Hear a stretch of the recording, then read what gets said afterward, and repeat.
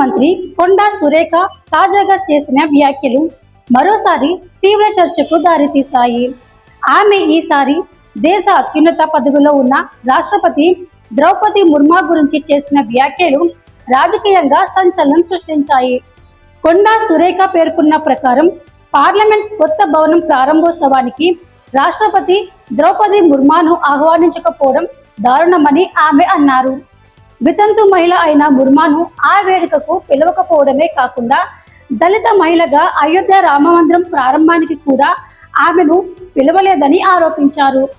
ఈ వ్యాఖ్యలో కొండా సురేఖ బీజేపీపై తీవ్ర విమర్శలు చేశారు.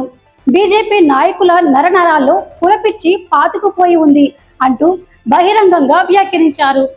ఆమె వ్యాఖ్యలపై బీజేపీ వర్గాల నుంచి ఏ విధమైన స్పందన వస్తుందనేది ఆసక్తికరంగా మారింది. ఈ వ్యాఖ్యలు రాజకీయ వర్గాలు చర్చకు దారితీస్తున్నాయి. రాష్ట్రపతి గురించి చేసిన వ్యాఖ్యలు ఈ నేపథ్యంలో కొండా సురేఖపై విమర్శలతో పాటు రాజకీయ ఒత్తిడులు కూడా ముమ్మూరమయ్యే అవకాశం ఉంది.